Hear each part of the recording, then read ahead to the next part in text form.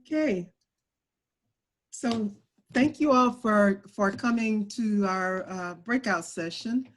And this is the session where we really want to hear from you.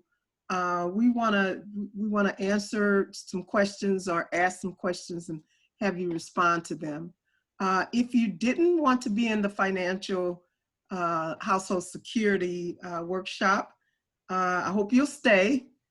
Because we really would like to have a little conversation. First, unmute yourself and show us your picture. We'd like to see you for this session. You will all just join in and thank you. Hi. And then if you want to speak or say something, just unmute yourself, or since we have a small group, you don't have any background noise, you can sort of stay in unmuted.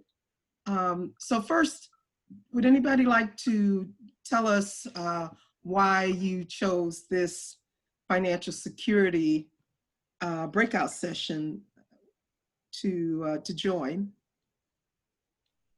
Hi, I'm Jessica Bettis. I actually am with MasterCard. That's how I found out about the program that was going on today. I'm really excited to listen to the presentation so far. I'm really interested. I have a degree in sociology and had gotten into financial services, kind of interested in exactly this topic because community development is my interest.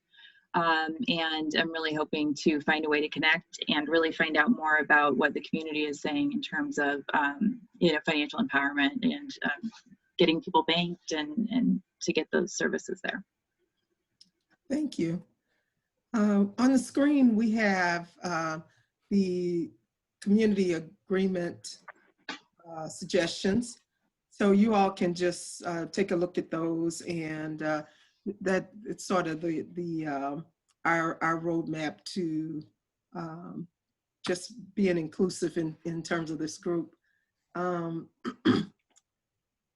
Anyone else like to just tell us why you're here? Well, I chose I thought I was choosing another one, so I chose the wrong one, but it looked so interesting, I decided to stay. Okay, great. So, hi, go ahead. I'll introduce myself real quick. I'm Ashton. I'm a grad student at WashU, actually. I'm getting my master's in social work and a master's in business administration. So I am really interested in asset building and community development in St. Louis. And I thought it was really cool to hear about what banks are doing here, how they do, someone said they'll talk and figure out what they can do to get people what they need. And yeah, I'm just interested in getting involved in any connections. So thanks. Thank you for being here. So the first question is, what stood out to you most about what Lisa said about the financial security? Were there any things that kind of jumped out at you? For me, it was the $40,000 over a lifetime spent in check cashing fees. That was huge. And yeah, that was a big one. Yes, and it is real. People are spending $1,200 a year, check cashing fees, buying money orders, doing those kinds of things.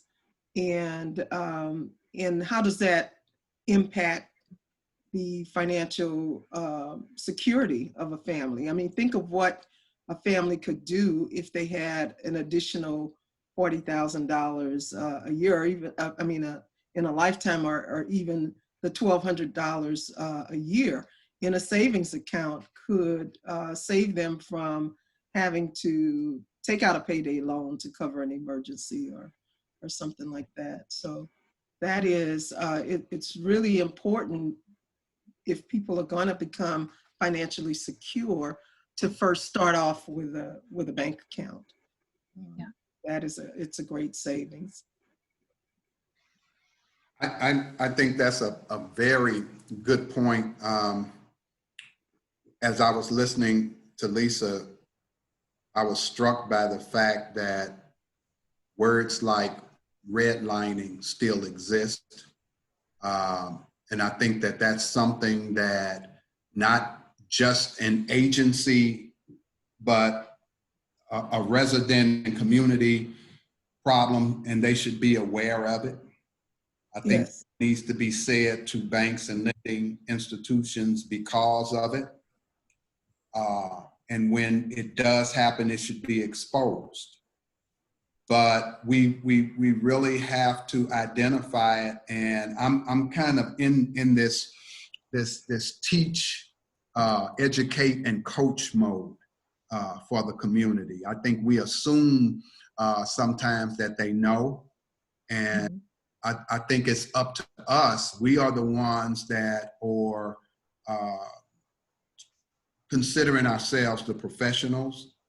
And I think we are the ones that have to teach, educate, and coach in these areas. So I looked at the redlining and those kinds of things as, you know, which should be long past, you know, where we are now, but we're still talking about those kinds of things. Yes, very much so. But there are some efforts in the St. Louis area around redlining that banks and community members are participating in. The St. Louis Community Fund, which is a fund that would help provide loans for residents that live in areas where there's an appraisal gap.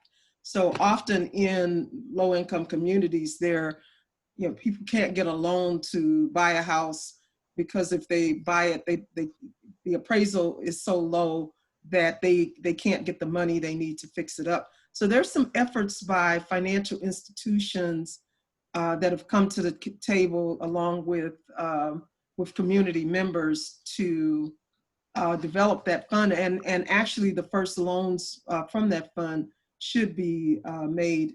It is being run through Justine Peterson, and I think there are at least 5 banks that are contributing funds to that.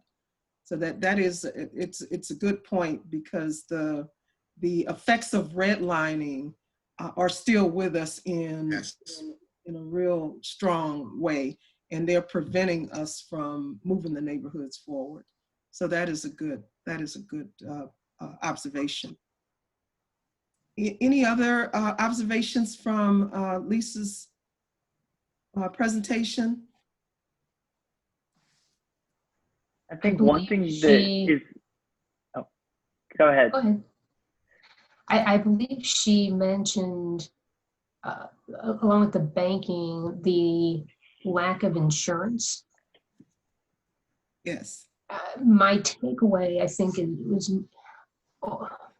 using that as an example. It's more of the overall education, or maybe lack of, in understanding where to wisely spend money and where not to. So I think there are folks that may avoid purchasing insurance, maybe a $10,000 life insurance policy, you know, something that's really not that terribly expensive, but they don't want to spend it on that. But then they'll be comfortable spending it for that payday loan. Mm-hmm. And it's trying to understand how, I'm trying to figure out how to say it, but basically, how do you educate without being condescending? Yes. And show people, this is a good use of your $5. This is not a good use of $5. And, you know, whatever the dollar amounts are, it's just understanding how best to use financial instruments that eventually leads to accumulated savings, accumulated wealth, an ability to purchase a home because you have the savings to do a down payment, the insurance on the home, the insurance on your life, on and on. There's all these different things, but at the same time, you do want to spend wisely. As an expense is an expense. Yeah. Where to do that and how to bring that information to people so that they'll hear it, understand it, and use it. And I'm going to comment to that, but I'm going to let Chris speak first, and then I'll comment to that. Yeah, thank you, Jackie. I think one thing that was encouraging to me was the collaborative nature of banks working with other banks, as well as their ability or their open-mindedness to collaborate with nonprofit organizations within the community. And I think that combination of nonprofit organizations can help to implement some programming that will increase the financial literacy. And so that collaborative partnerships that banks have already seemed to implement, I think that can really help to propel increasing access. And then once the access is there, making sure that these individuals have the opportunity to make well-informed decisions on their personal finances. Yes, and I have to say that when we first started our collaborative it was 2009 when we began talking, there was nowhere near the cooperation and the collaboration that we have now. One of the things I'm proudest of is the fact that we have bankers. We have in our collaborative, the St. Louis Regional Financial Empowerment Collaborative. We changed from the unbanked task force to within the last year to the St. Louis Regional Financial Empowerment Collaborative. But there are at least 15 bank partners that are a part of that. All of them have committed to have banking products to that meet the needs of low-income people and people of color, to collaborate with each other where possible, even though there's a spirit of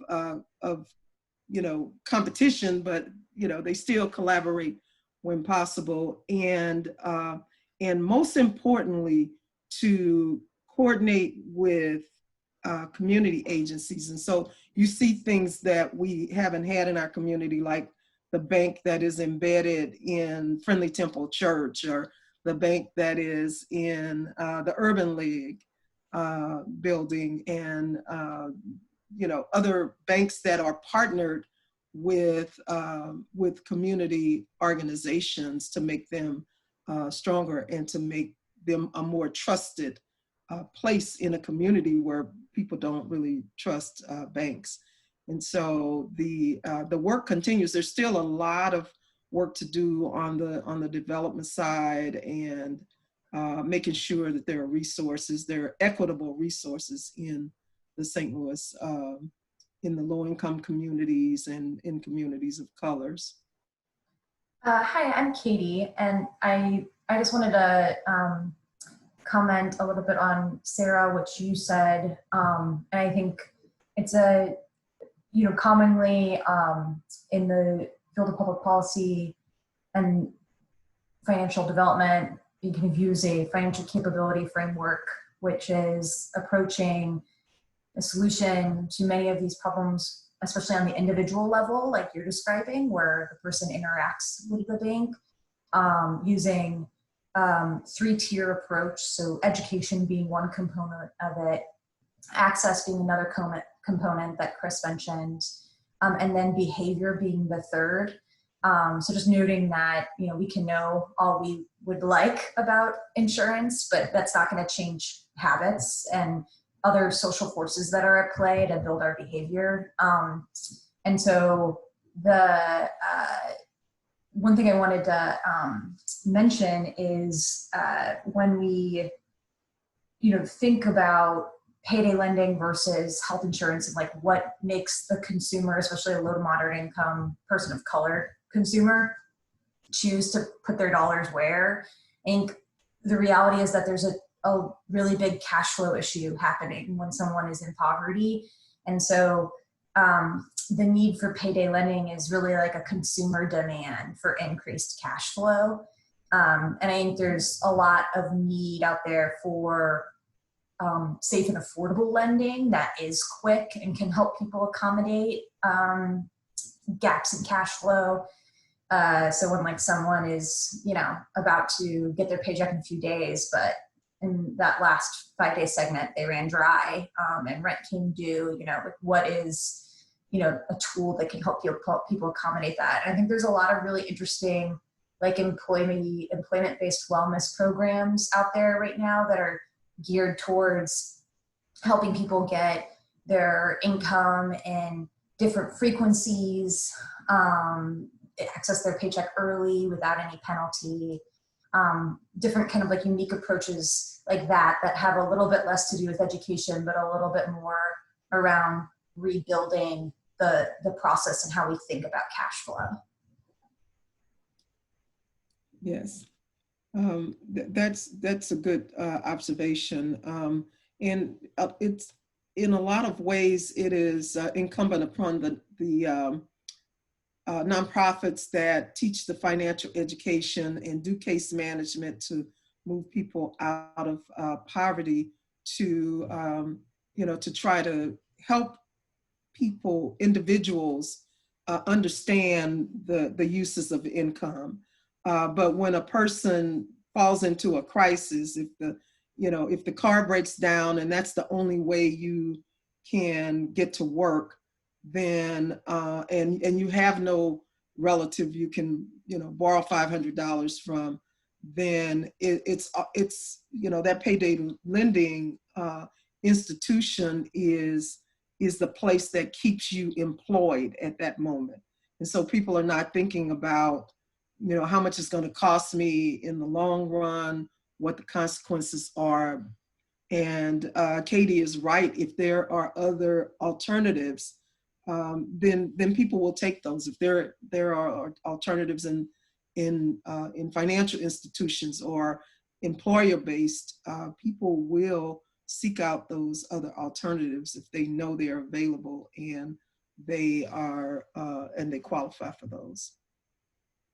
So I want to move on to another question. What role do you think financial security plays in building an inclusive economy?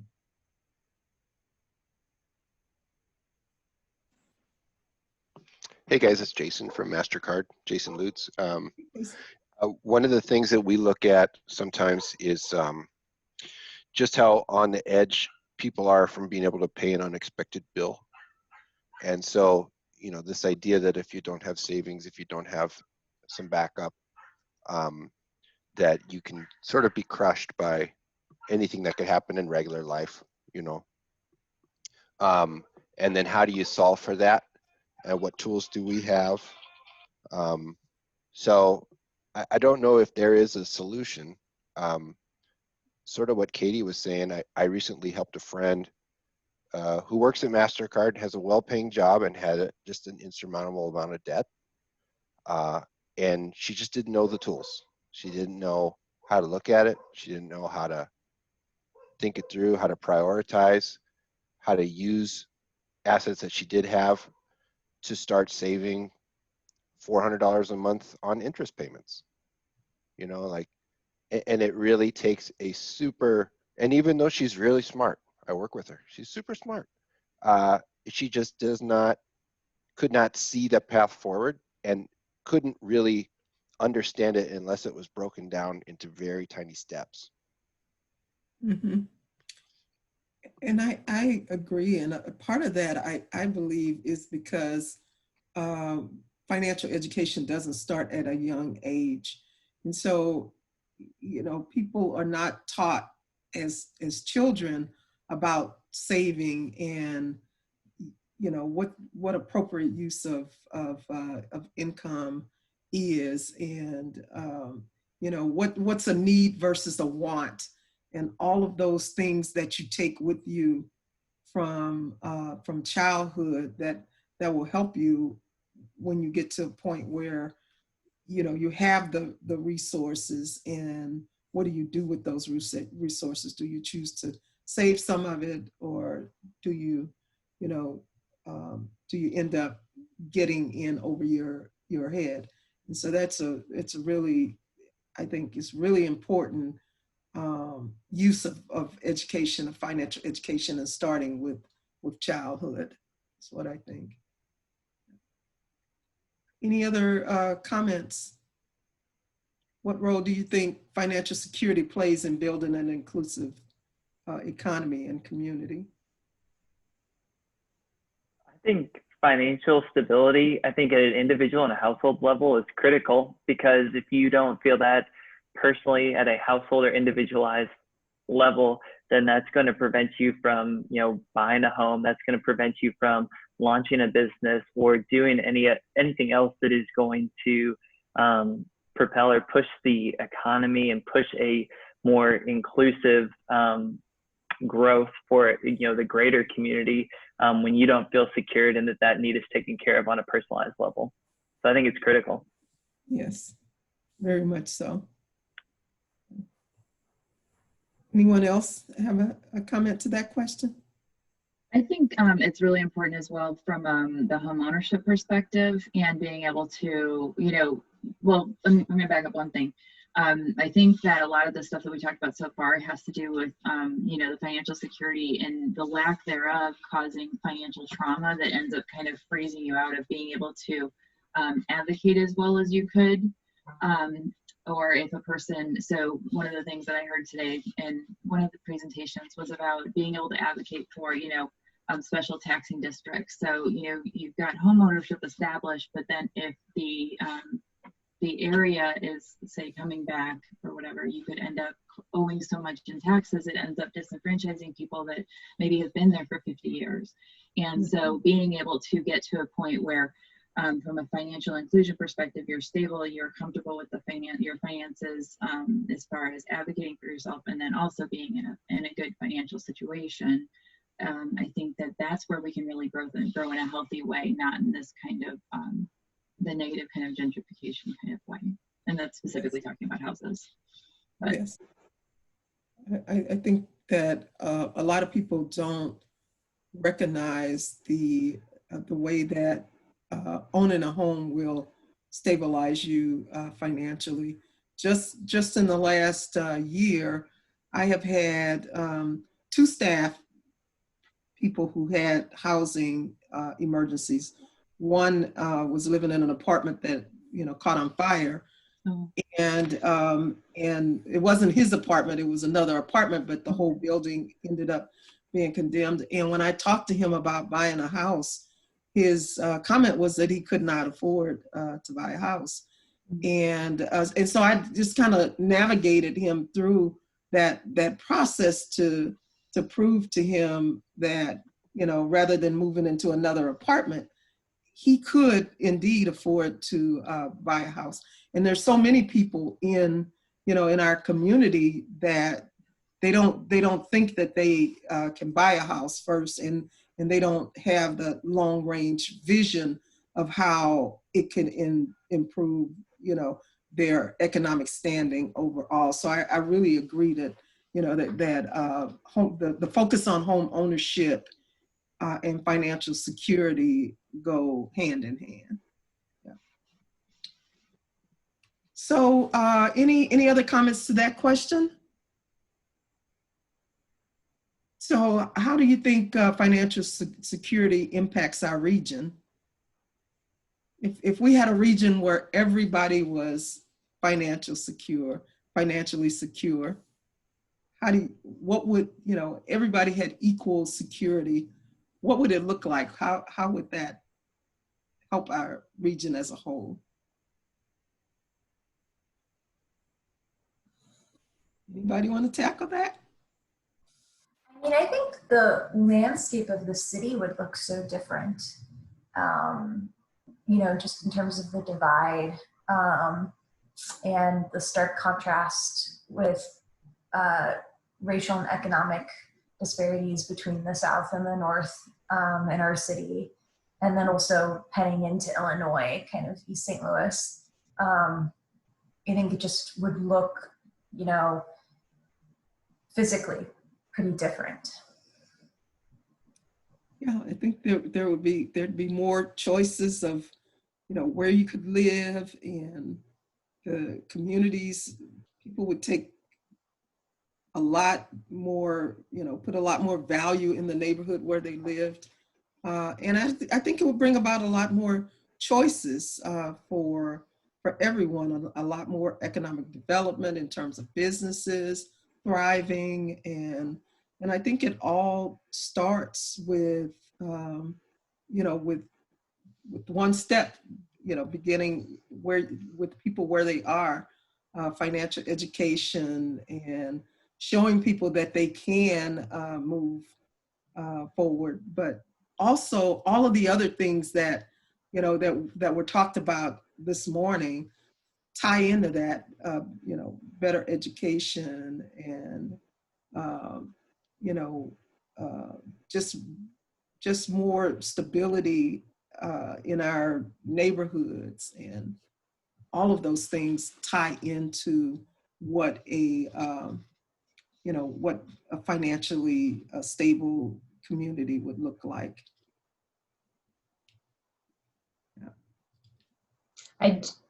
I hesitated to answer because it necessarily simple and straightforward. There's an element that would tell me if there was more financial security, it would enable people to do a better job within their community, wherever they live, whatever city you're in, to do things like maintaining your property, knowing your neighbors. You probably have lower crime rates because people band together to keep their streets safe for their kids, and they're out, being able to play ball, and they're not worried about where they're going. But I don't think maybe I'll say the flip side is, I don't think we're ever going to get to this utopia of really, really great neighborhoods and low property taxes. Because by virtue of the fact that your home is well maintained, it looks beautiful, it's a desirable place to be, it raises the value of the house. Even if the rates can go down, you're going to have inherently that additional cost that's going to be imposed upon you for living in a nicer home, in a nicer neighborhood, with nicer schools and all of that. It's where we end up with a lot of the conflict. I think that it happens in today's world, where some company says, I'm going to put our headquarters there. And you actually get pushback because people are worried that it's going to raise values, and then it's going to price people out. It becomes very, very, I'm not saying that there's not a discussion to be had there. I think there is. It's really, really hard, though, to have that good balance of high valued property, but low taxes to correspond with it, that don't end up, at some point something tips one way or the other. Either the taxes go up too much so people leave and then the values come down, or the other way around. So it's, like I said, it's not to put a damper on this. It's just to answer your question. It's not just this, oh, boom, we get to utopia. It's, you got to bear in mind what comes with it. How do we strike the balance of affordability and nice, if you will, the safe and I maintained, agree etc. with that, but I think the challenge is what policies need to change as we move toward that inclusive, economy where everybody is thriving. There'll have to be some policy changes that allow some people to pay taxes, or at a lower rate, or those kinds of things. Yeah. So that's something that we can continue to explore and to talk about. I want to put one final question out because we are running out of time, and that is, what will you take away from this conversation? What will you do differently in your personal life and in your work because of the start of this conversation? I'm definitely planning to get involved more with the Center for Inclusive Growth of MasterCard. And then also I'm very interested in finding out more about the different organizations I've heard about today, and in particular, the one that you were talking about that you're a part of that's working with lowering the unbanked rate in the city of St. Louis. I live in the city of St. Louis as well. And I'm really excited to find out more and see how I can get involved with or without MasterCard. Yes, great. And that is all the time we have. You can continue to have this discussion on let's see, what is the Twitter handle here? Oh, excuse me.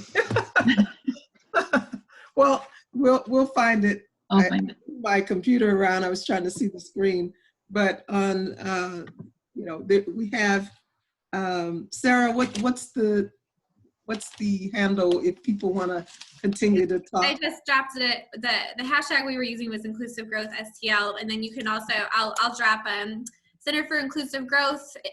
They have theirs, and then SDI. So I'll type those in the chat for you guys as well. Yes. Okay. Thank you. And are there any closing comments? I'd just like to say that we have this is the first of a 6-part series, and we would like for all of you to continue to be engaged and join us for more conversation in the next series. Anyone want to say anything? Katie, you want to say anything in closing? Thank you, Jackie, for facilitating the convo and being a part of the committee that put this together. And thank you so much, everybody who chose to come to the breakout session. I think, I know it's not easy to choose to stay involved, especially with webinars, and it's just so important for us to continue to stay involved and talk to each other. And so I'm glad you chose to stay with us today. And I will make sure that everyone gets information about the St. Louis Regional Financial Empowerment Coalition if you'd like to join and work with us in that regard. Thank you. Thank you very much. Okay. Thank you. Thank you all.